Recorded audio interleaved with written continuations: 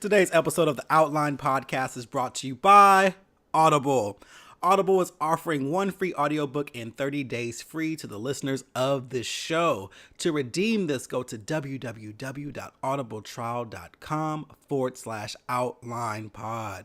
Do not sleep on audiobooks. A lot of my friends say they listen to all the top books, and you can tell everybody you read them instead. They don't know you didn't actually read them with your eyes. You read them with your ears. So redeem your free audiobook and 30 days free by going to www.audibletrial.com/outlinepod.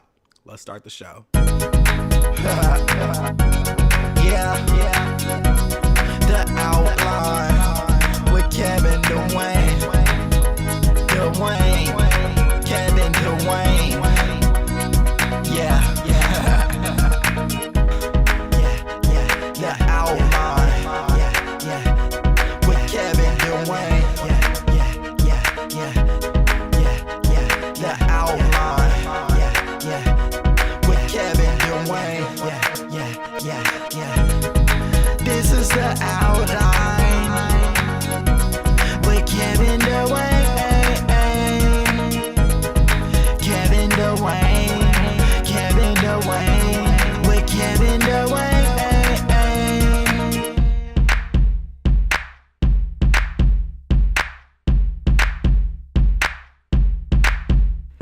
What's up, guys? I'm Kevin Dwayne, and this is the Outline Podcast, your weekly discussion of what's trending in pop culture, the LGBT community, and a piece of encouragement for everyone.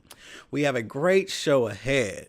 So, there's this phenomenal new series premiering on the Starz network this Sunday, May 6th. It's called Vida. It's based in LA, and it is a Latinx show that deals with like everything from identity to the LGBT community. It's just a really great show. I had a chance to preview the first season and I truly loved it.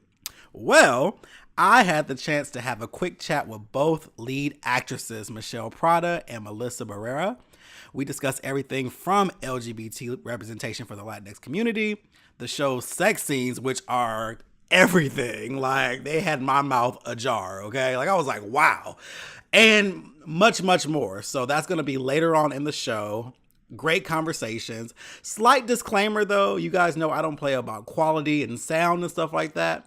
I had to catch up with the ladies on their press day, and it was a phone conversation, and it wasn't quite what I wanted it to be because I normally record using other methods, but it's still a great conversation. I upconverted it and I edited it, so you should be able to hear it just fine. I just don't want to hear y'all mouths because I know it's going to sound a little bit different, but please bear with me on this good old come up. As we move up in the ranks, we'll find better ways to reach our talent and talk to them, but I just wanted to put that out there because, you know, I'm an artist and I'm sensitive about my shit, but that's neither here nor there. So what I find to be such a great coincidence is Vida is recorded in East LA, which is where I'm from. Well, last week there was no show, so I was on vacation and I was in Los Angeles. So it was like super cool that this is the same show because I'm going to give you the recap of my trip. And another thing that I thought was dope is when I got to my hotel in Los Angeles, when I opened up the window, there was a huge billboard for the show Vida. And I was like, well, ain't that some shit? So I thought that was really, really cool. So yes, I was in Los Angeles last week, and the trip affected me in a way that I didn't expect. Now, I didn't plan to go to LA this year. I typically don't plan to go back. I go every couple years, but it's always kind of like on the back burner for a few reasons. I like to travel, and I'm on the whole international thing now, so I'm always looking for international trips to go on. Like, I always want to get out of the country. And then if I'm going to go domestic, there's so many other places I would rather go.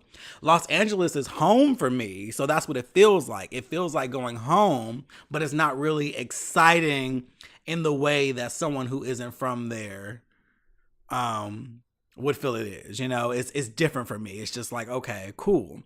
So I didn't plan to go, but I got this really great flight deal in February. It was like $150 round trip. And I'm like, I can't avoid this. Like, I need to buy this ticket and just go and figure it out. So I went. So the intent of the trip was just to go and see my family on some joyous shit, because I feel like my family has a lot of I don't want to say bad luck, but it's just that we have a lot of negative things that happen. And it's just it's nice to just see them on some, hey, we just out here living, we're blessed, like let's just embrace one another and let that be that. So I was like, okay, I'll use this trip for that, because I did want to see my family. But then also my two best friends, Garrick and Christina, who have both been on the show, live in LA too. So I'm like, cool, I get to kick it with them too. So that was really the intent. I just wanted to enjoy myself, see my family, and kick it with my friends. And that was that. I didn't want it to be this whole ordeal. Like, I wasn't about to chase people. Because if all my people who don't live, okay, so all of you who have moved away out of state, you live elsewhere than where you were born, you probably know what it's like. When you go back to your hometown, it seems like everyone expects you to come find them, and they want you to drive around and come meet them, and, oh, you in my town and you didn't say nothing to me. And I did that one year, and I was exhausted when I got back, and I felt cheated on my vacation. I'm like, this is my vacation. Like, I am coming here to relax. I'm not trying to be in my car driving here and there just to try to see everybody that I can, because that's just not why I'm here. I'm here for vacation. Like, now you guys are more than welcome to come to Atlanta. Let me know in advance that you're coming, and we can definitely hang out. But if I'm on limited time and I am on vacation, I just can't.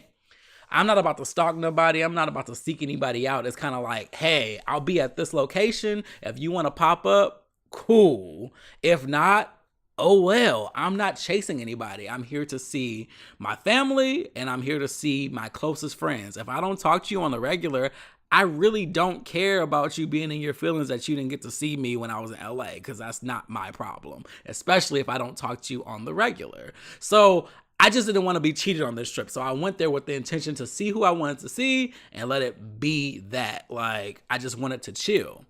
Now, things were a little different once I got there. So I've talked about this on the show a few times. You guys know that I was raised by my aunt and uncle from birth until they passed away in 2012. Now, there's no now. I don't know why I put that. So I was raised by my aunt and my uncle. Well, on Sunday, I got there last Saturday, the 21st. On Sunday, I was getting ready to go to my friend Rachel's daughter's birthday party. So I was in Target buying her a gift and getting everything together. This is me, and I'm like in Gardena at this point. So I get this call from my biological mother. She calls me, and I'm like, okay, maybe she's checking to see what time I'm coming there. And I was like, I had a bunch of stuff in my hands, so I was like, oh, I'll get back to her once I check out. I'll call her when I get back to the car. Next thing you know, I get a text from my cousin like, hey, Kevin. And I'm like, oh, hey, but I thought to myself, I said, wait a minute, she doesn't know I'm here yet. But I was going to hit her up because I did want to see her. But I'm like, why is she hitting me up too? So then instantly I'm like, okay, something's up. And this is Sunday. I got there Saturday. So I pack my, I get all my shit through the self-checkout. I have to get used to LA, and now I don't have to get used to it, but LA, they changed up their whole bagging thing, so you have to pay for bags there. So throughout the week, I was carrying a lot of shit. I'm like, I'm not paying for these bags. This is crazy. So you have to pay for bags in LA. That hasn't gotten to Georgia yet. And so I was like, oh, this is different. So you can have like a cart full of shit, and they be like, okay, well, you gonna buy this bag though? And that's fine. They're like 10 cents. It's not a big deal, but it just catches you off guard. So you kind of want to be spiteful and say, fuck that bag. And that's kind of how I felt in Target. I'm like, fuck this bag. And so I'm carrying out the toys that I bought the little girl. And I actually had a gift bag for her, so I just put them in the gift bag and walked out with my receipt.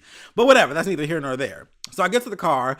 I decide that, okay, if I'm going to get some bad news, which I feel like I'm going to get, I'm going to go with the least emotional one, and that would be my cousin. Because I feel like if I call my mother back, that's probably going to be emotional, and I was right about this. So I call my cousin. She's like, hey, have you heard anything yet? I'm like, no, I have not. What's up? And she's like, Brian died. And I'm just like, okay. So Brian was my aunt, which is weird saying my aunt because it's my mother. You know, she raised me from birth, but for you guys to understand my lineage and stuff, I have to explain it this way. So my aunt who raised me, like from birth, her oldest son had a heart attack on Saturday and died. So I was like, okay. So I'm sitting in the car in the parking lot, and I'm just like, seriously? Like, I'm sitting there, and it's weird because, like, I handle death differently. Like, I just look at death so differently. So it causes me to not be so,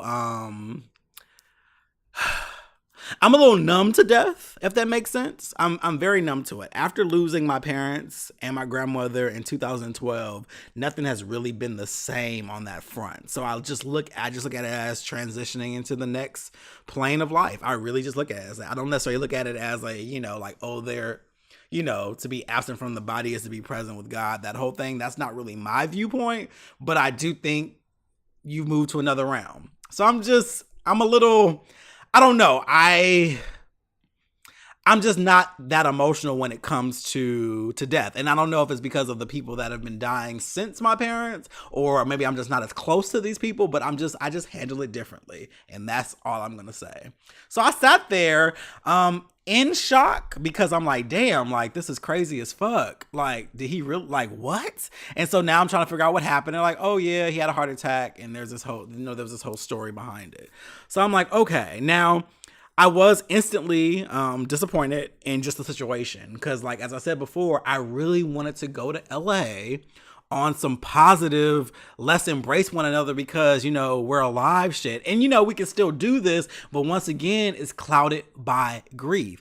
Death has hit my family so hard in the last, hell, we can just say decade now. In the last decade, death has hit my family so hard. And I know it's a big family, so that's going to happen. But so many people who are dying well before their time. And I don't mean their time on some like, oh, when God says it's time to go, but young people, like younger people were just passing away. And it's rough, you know? So I really wanted this trip to be positive in a sense of like, hey, like, I'm not coming here for a funeral. I'm not coming here on no negative shit. I'm coming here just to see you all. And it was taken from me that quickly. So I'm like, okay, let me shift gears. So now I have to move into, you know, grief mode. So, you know, talked to my cousin a little bit longer. Then I called my mother back, and, you know, she was crying as I thought she would be. And cause she was actually closer to him than many of us, you know, and she also took in his kids. So, you know, it hit really close to home and it made complete sense. His oldest kids were staying with her. So it makes perfect sense. So she was, you know, like, oh, we just saw him a couple weeks ago and there's this whole thing. And, you know, she was very upset about it. And I was just like, yeah, this is crazy. I can't believe this, but I'm going to come down and, you know, and see you guys and, you know, I'm here anyway. Like, I was coming to see you, but I'm going to come see you just to be there, you know, just to see family and be there, you know, and it's just now for a different reason. So I was like, all right, so this is day one of the trip. So this is where we're at. So another thing, so on top of that was the first kind of moment of like, this is an interesting kind of ordeal. Now I decided that I wasn't going to allow that to taint the trip. I was like, okay, well, I'm still going to do everything as planned. I'm going to go be with the family. I'm going to be supportive. I'm going to be there because that's the right thing to do. But I'm also going to still find enjoyment out of being in LA and, you know, and just being here and being on vacation. So it was like trying to find a nice little balance of that. But here's another thing about LA I didn't realize. I moved from LA in 2012. It was less than 3 months after my mother passed. And I did most of my grieving in Atlanta.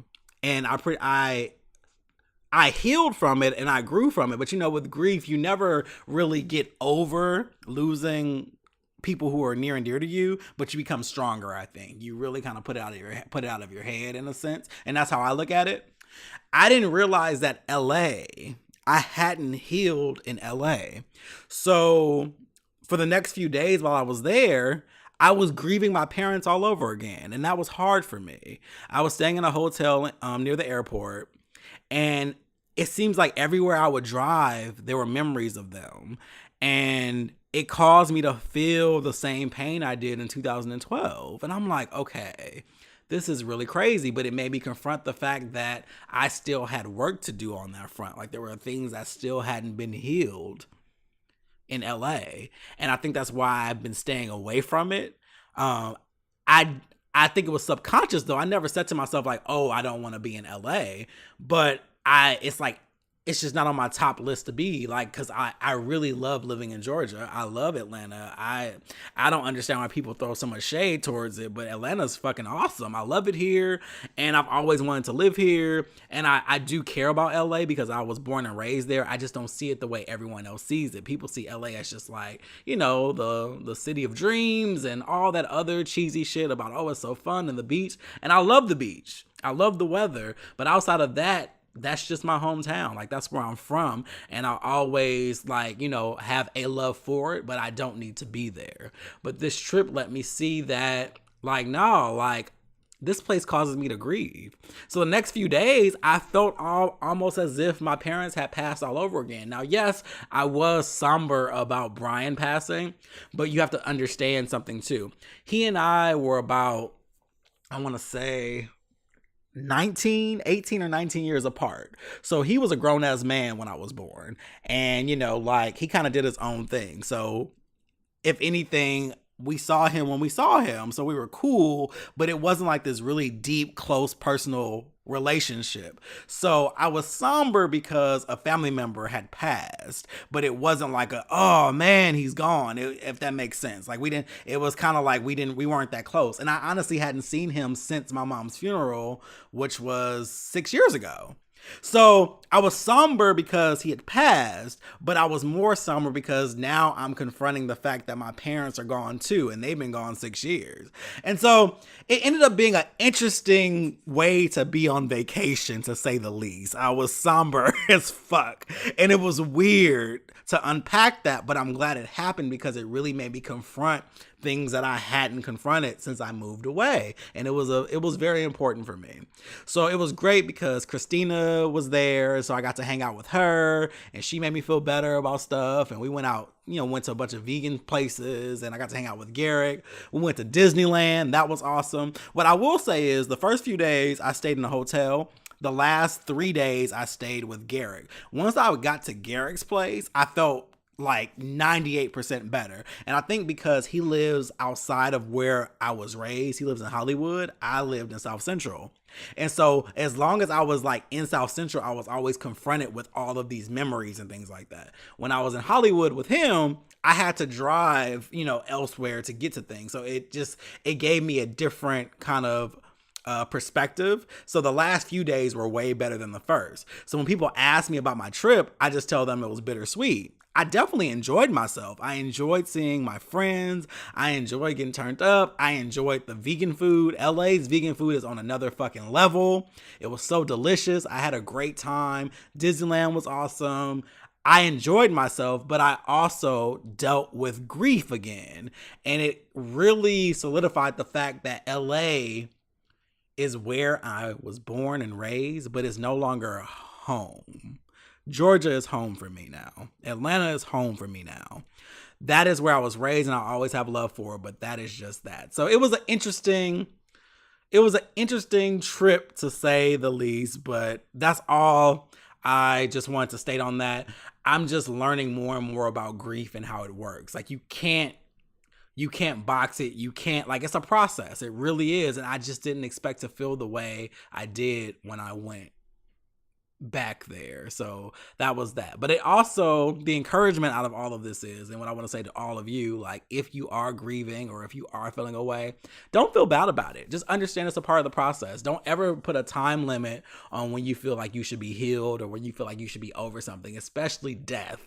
That's a hard thing to do. Now, there are healthier ways to deal with loss of loved ones, but that's a whole nother conversation. But at the same time, don't ever feel bad for being sad about people who have passed, because for a split second, I'm like, why am I still grieving my parents? But then I was just like, nah, I'm here. This is where they raised me. Like, this is where they taught me all the lessons that I still hold near and dear today. Like, I'm supposed to miss them. I just didn't want all of LA to kind of feel like a cemetery, though. And that's what it felt like. I said that. I was like, all of LA feels like a burial site, because all I can do is think about my parents who are no longer here, and all of, like, that's a whole nother life for me. Like, I was a completely different person in LA. And so it's interesting. It was very interesting, but it was a bittersweet trip. I didn't hate it. I enjoyed myself, but it did have an interesting kind of spin on everything. But that's neither here nor there. Let's take no. Let's not take a break yet. I just want to say one more quick thing. You guys have all heard in pop culture the stuff about Kanye, Nas, Bill Cosby, R. Kelly. My God, niggas were busy in the last week. Oh my God. So you guys have heard all the things. I'm not going to go into the individual things of each of them. But what I do want to point out is we have to really challenge ourselves in our cognitive dissonance when it comes to celebrities, especially cis, black, straight, male celebrities. These are four very different stories. And I think it's interesting. You got one who is, big Trump supporter, doesn't realize that he's a fascist, all that stuff. You got another one who has admitted to giving drugs to women and raping them. You have another one who is an alleged domestic abuser. Then you have another one who has video of him peeing on a girl who's underage, and several other cases against him. And yet you still have people who will defend them to the core because they like their art. Now, you can say this time and time again. It's okay to separate the art from the person if you enjoy the art. But stop defending these trash ass actions and behaviors from these celebrities. This is not an attack against the black man. Because the upstanding black man who isn't out here raping, beating, or whatever else, women, children, gay people, berating them, they exist scot-free, okay? These are four examples of people who aren't upstanding black men. Yes, they provided to the culture. Okay, cool, no problem. But that does not excuse them from the crimes that they committed. And it's crazy seeing you guys work yourself into a frenzy to defend these niggas. Like, oh my God. It's crazy. Like, you guys do not care about the people that they have hurt or continue to hurt or are hurting. Like, I don't get it at all. Yes, it's cool. You want to step in the name of love. You want to watch A Different World. You want to listen to every Kanye West produced track. That's fine. Nas is one of the dopest rappers ever. I agree.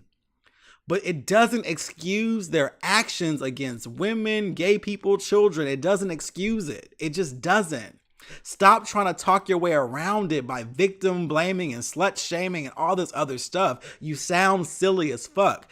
If you do trash ass shit, you deserve trash ass consequences. I don't care about the rate of white men who are convicted. I don't care about any of that because they're wrong too.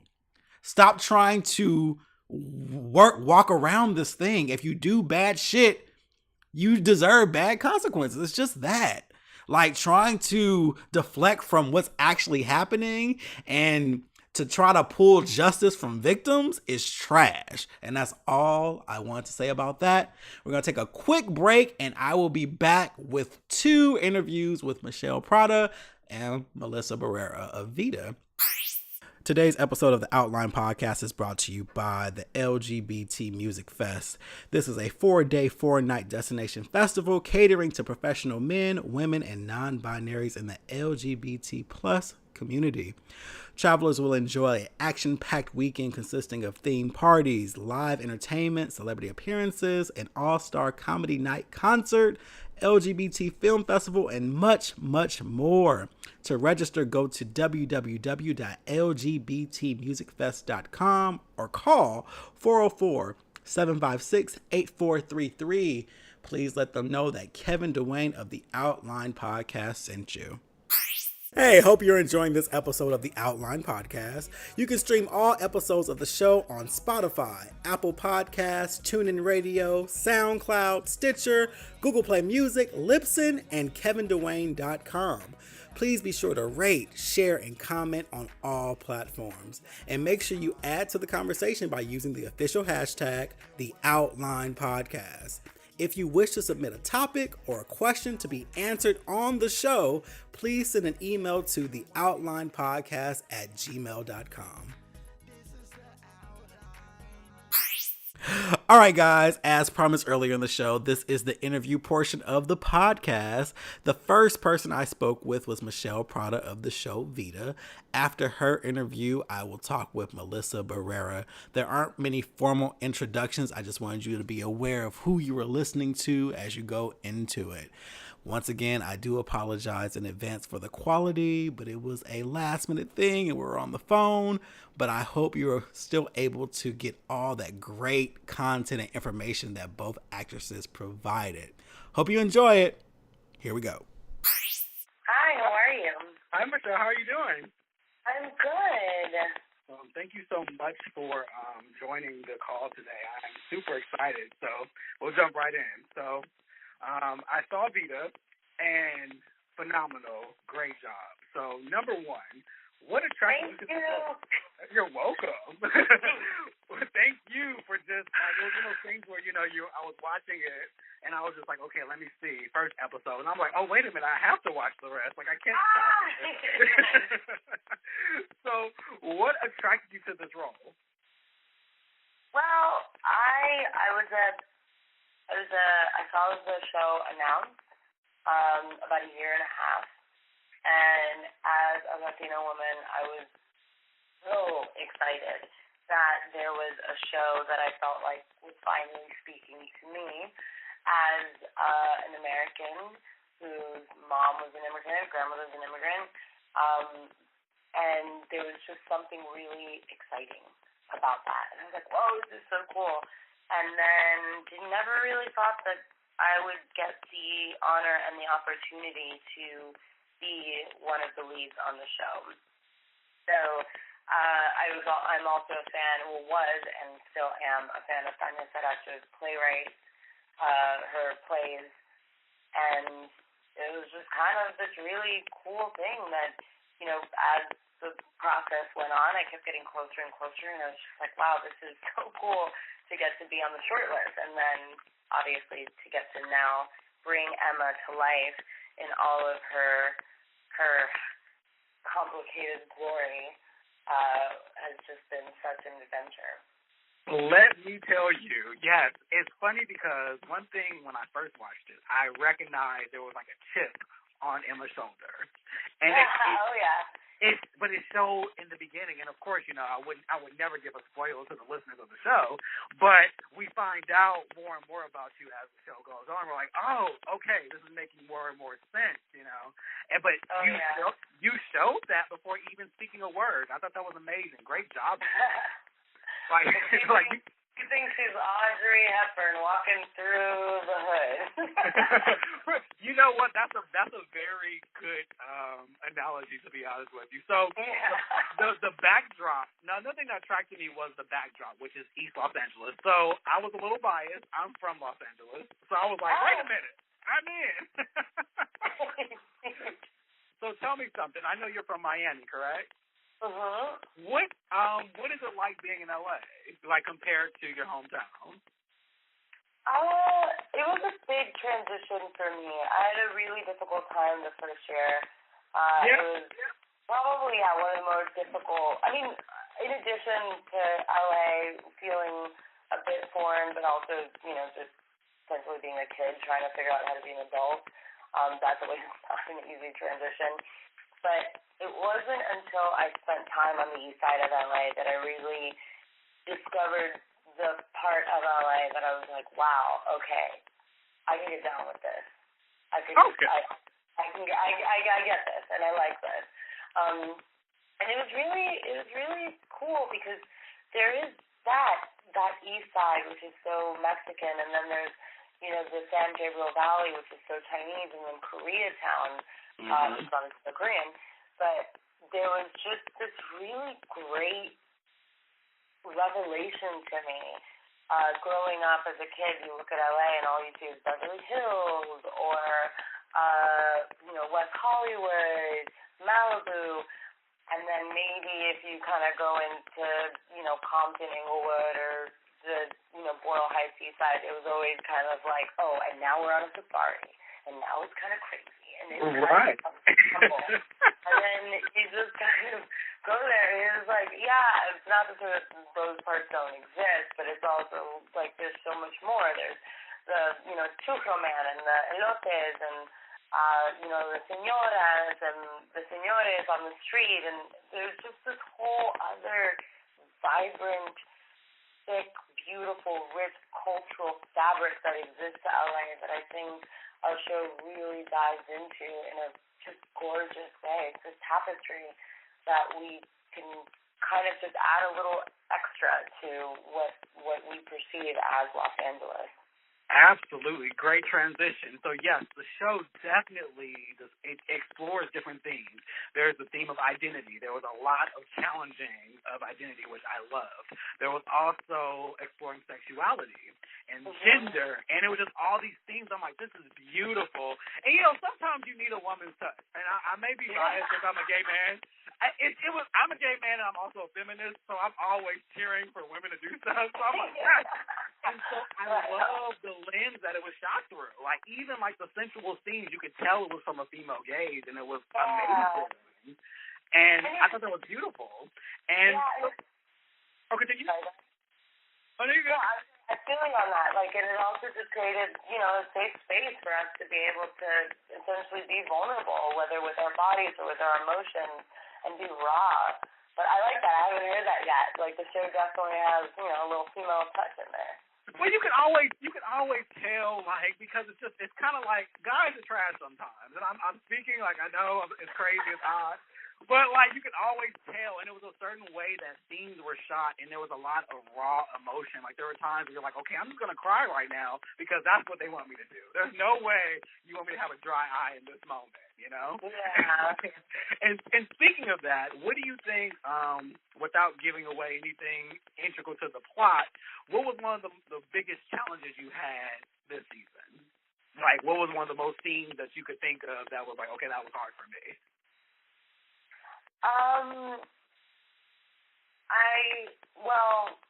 Physically, in the last episode, there is a lot of drinking some disgusting concoction that Lynn makes for Emma, which is like a drink. So you guys are actually drinking it? Okay. Oh yeah, that like had milk in it, and I drank like 20 glasses of it. So physically, that was probably the most difficult. Where you're like, oh god, why did I say this is okay? And then, believe it or not, there was. I feel like some of the more emotional scenes or some of the more challenging scenes, I kind of kept myself for, and I knew that maybe I would have to go home and take a bath and just like nurture myself and take care of myself.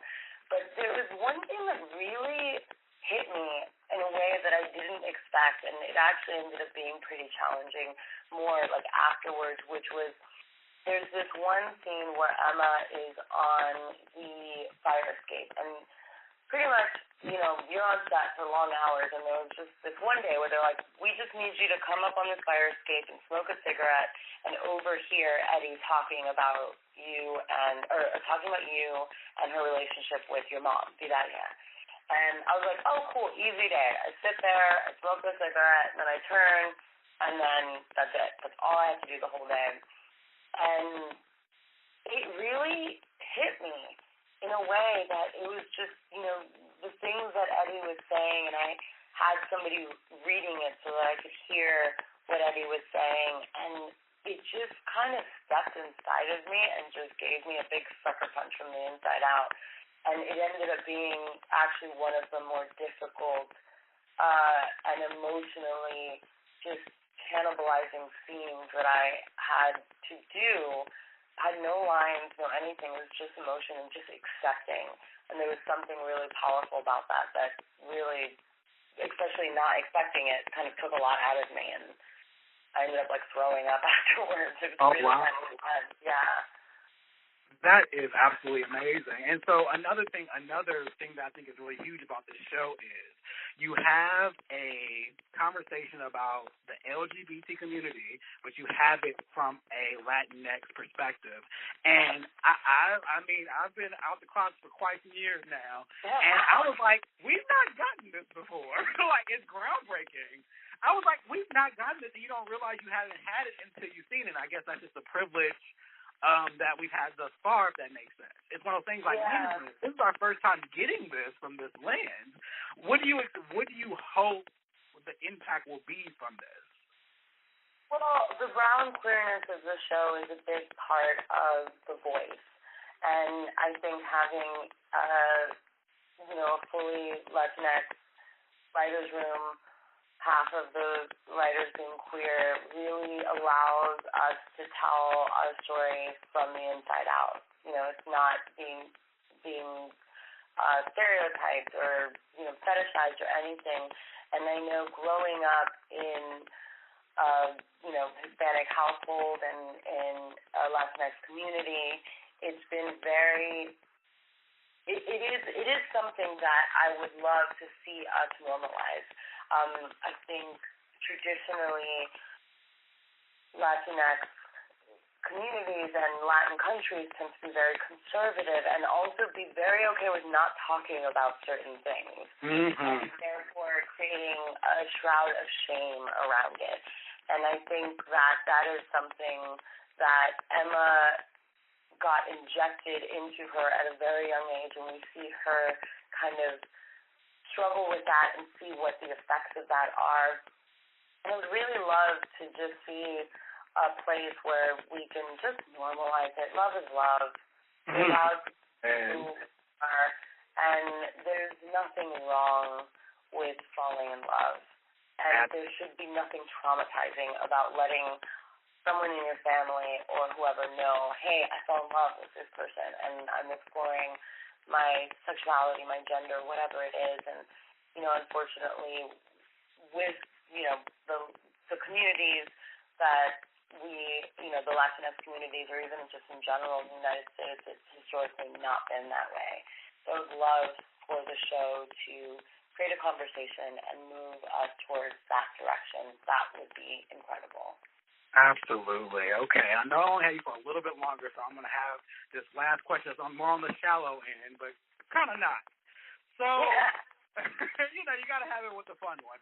What I loved about your character, like you said, you guys are moving away from stereotypes and you're moving away from you're normalizing things. What I loved about your character was you guys, it was a blend between you being a femme, as you guys talked about on your South by Southwest panel. You were described as a femme, but you're also like a boss too, if that makes sense. Yeah. You're very independent, and even in like your sensual scenes, I was like, she is running like that. What was that like though, filming those scenes? Like, how did you channel that energy? Yeah, I mean, Emma is she's three-dimensional, flawed, just very, there's a lot there for an actor to kind of grasp on, and a lot of layers and nuances. But yeah, I also feel like that's a really common thing for women to have this very femme-forward exterior, but then have this very masculine energy interior. And I think, as we've seen historically, women to be able to excel in a masculine world have had to kind of show up and really make no excuses and kind of sit in that masculine energy and not be scared to kind of push the envelope. And I think Emma, being somebody who was hurt at such a young age, has felt very connected to the struggle and the fight and has had no problem kind of carving a space for her no matter what. And I think that that's really where that energy comes from, interior. And then, really loving being able to also be a strong woman and kind of walk into a room and be very well-groomed and well-dressed and very, a lot of attention to detail. So that is, that's kind of those two facets of Emma and where that comes from. Michelle, you're about to make me shout because that was my last week's show. It was about it was called Yes Math, Yes Fam. I do believe, too, that we all have to use both energies. It's not a matter of there's times we have to be either or, and it's about balance, and we have it mixed up a lot of the time. So the fact that you said that, I wanted to run around this room. So I say, well, I just want to let everyone know, thank you so much for being on the Outline podcast today. Everyone, this is Mishel Prada. You check her out on Vida, and I believe it comes on Sunday, May 6th at 8 p.m., 9 p.m.? May 6th, tune in. Yes, tune in. Phenomenal show. Check her out. She plays Emma. She is amazing. Thank you so much for your time, Michelle. Thank you so much. Thanks for having me. Thank you. Have a great day. You too. Bye-bye. All right, I'm back. Hello, Melissa Barrera. How are you? I'm great. Thank you. How are you? I'm amazing. You are my last phoner of the day. Oh, good. Well, let's make this a fun one then, shall we? Yes. Well, thank you so much for talking to the Outline podcast today. So I got a chance to watch Vida, and I absolutely loved it. Love your character, especially since they were vegan. I was like, yes, vegan. So that was cool. Well, I'm not a vegan in real life. But you played one. It's representation.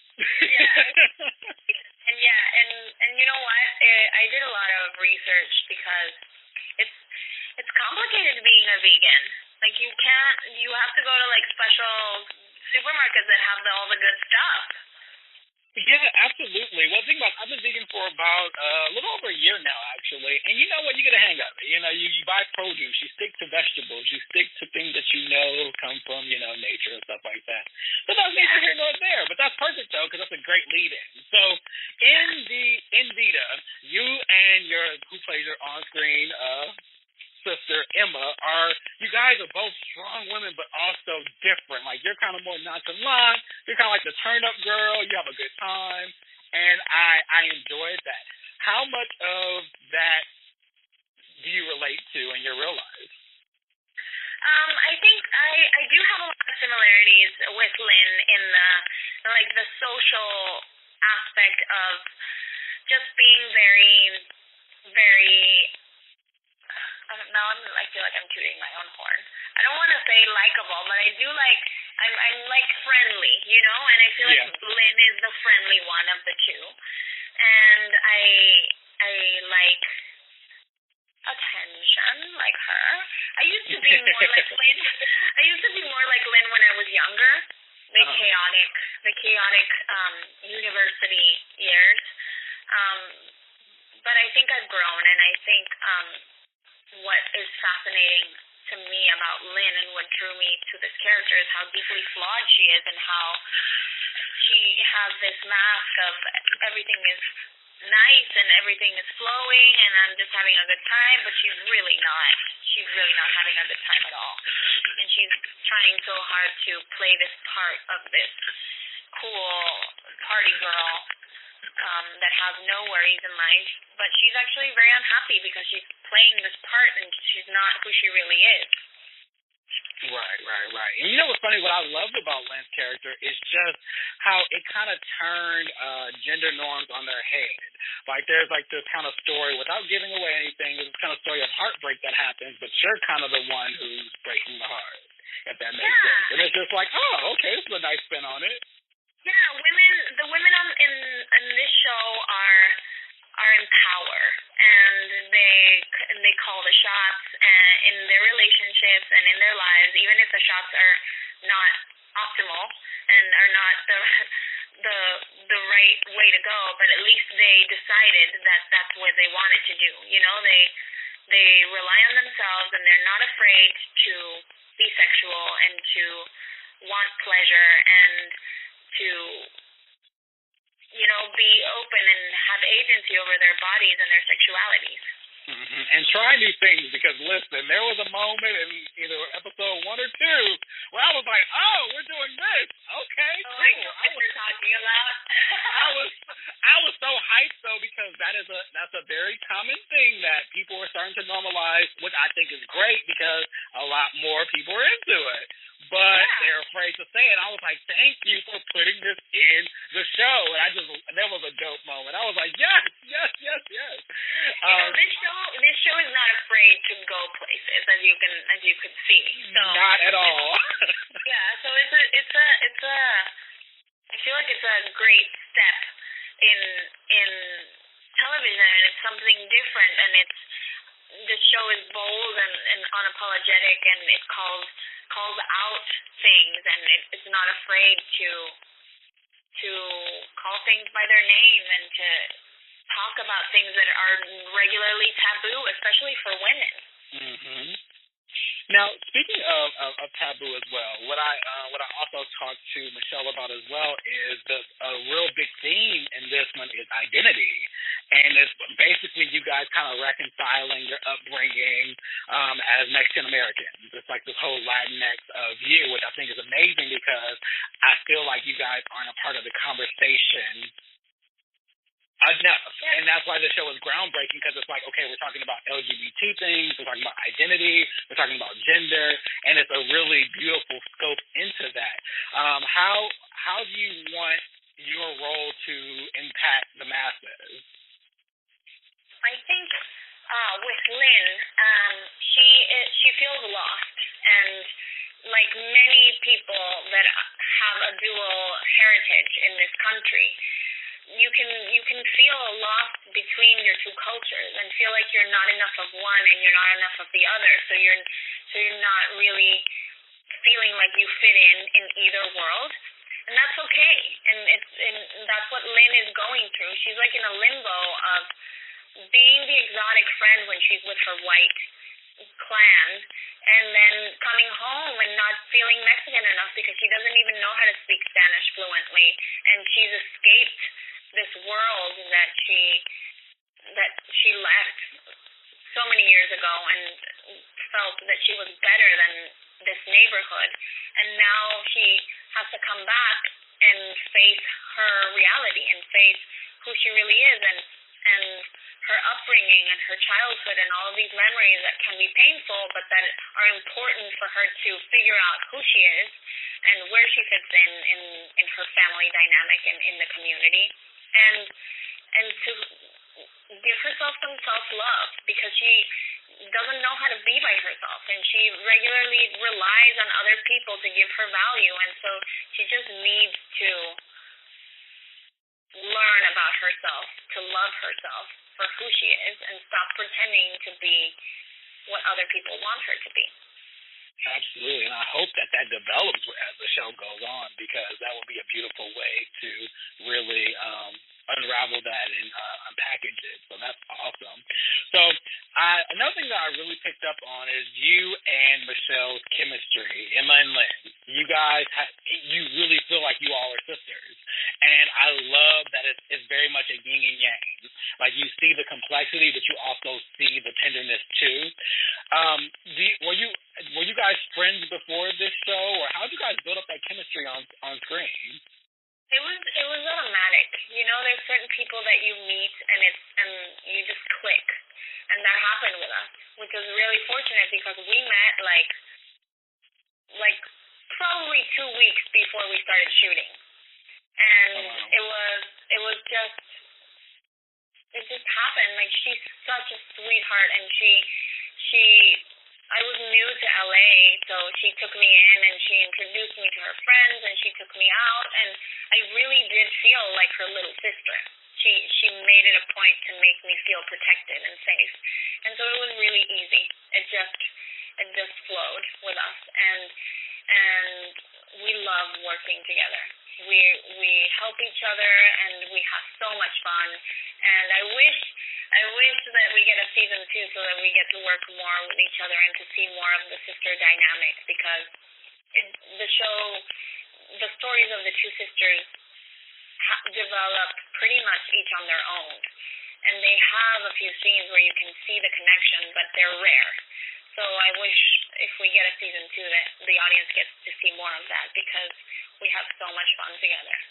It's honestly, it's beautiful and it's touching. It feels so real and it touches so home. And I know, like, for me, like, I'm gay, so it's like, it felt so real. It was like, okay, this is that. And I'm also from LA. And so meeting that with, like, just the whole, what I know to be true, it was like, this feels like not even like a reality show, but it was a very tender, touching watch, and you guys really drive it home. Like, and it's just, I don't want to give away any part of it because I want people to watch it when it comes out May 6th, I believe. That's when it comes out on. I was going to watch it. But, yeah, it's really, really good. So tell me something. Final question, and I'll let you go. What is one of your favorite moments of season 1 that you did, whether it was on screen or off screen? I have so many. The whole process was such a blast. Honestly, I feel like we're so spoiled, all of us, because this show is just magical to be a part of, and the whole, from the crew to the directors to the cast to the producers to everyone involved, just became a huge family, and you could sense the love in the atmosphere every day that we were on set, and I think that's why the show turned out that way, because we were all so passionate about making it and telling these stories that like goes through the screen, and people can sense that we were just having fun and enjoying every breathing moment that we had on screen. And I think one of my favorite. What have you seen? I've seen the whole season. I think one of my favorite moments is in episode 4, at the party in the hills. Oh yes. Yeah, I think that was one of the my favorite moments to shoot, that whole sequence. I think it's a pivotal moment for Lynn, and I enjoyed shooting it because there was basically no dialogue. It was all internal, and I think it was beautifully done. It's a very revealing moment for Lynn, and I don't want to give anything away, but right. They'll see it soon enough. Yeah. Yeah, honestly, it's a great cast. I absolutely enjoy it. I love how all you all, and not even just you and Mishel, but like the entire cast, you guys work great together to pull things out of each other. And I really am wishing the best for this show. It's an amazing watch, and it's needed. It's so needed, and it's sad because many people don't even realize it's needed until they watch it. They're like, oh yeah, we do need this, Yeah, I know that I would have appreciated a show like this when I was younger. So I hope that this show represents something like a reflection for all little girls and little boys. Well, I mean, I don't know if they can watch it, but like young boys and girls that have been wanting to see themselves represented on screen, that they enjoy this, and that they live vicariously through us, and that they see themselves. And hopefully, like, if we can help with igniting conversations in homes about homosexuality and about queerness and about family and the importance of communication, that is also the beauty of television, that it creates, it educates, and that it can solve issues and heal issues that people have. So hopefully we get to do a little bit of that too. Absolutely. I hope so too. I absolutely love the show, and I also love, so far, like, you guys all are so amazing. Like, I love the dialogue that you guys have about your characters, and that means a lot, that you guys really studied it and really realize the impact that you'll have. But I'm going to let you enjoy the rest of your day. Thank you so much for being on the Outline Podcast. To all the listeners, this was Melissa Barrera of the show Vida, which is premiering on Starz Sunday 5/6. Thank you so much, Melissa. Thank you so much, Kevin. Have a good one. You too. Bye. All right. Hope you guys enjoyed those interviews with both Melissa Barrera and Mishel Prada. Make sure you watch Vida on Starz this Sunday, May 6th at 8 o'clock. It is really a great show. So I hope you enjoy it. That is the Outline Podcast. I'll talk to you all next week. Peace out.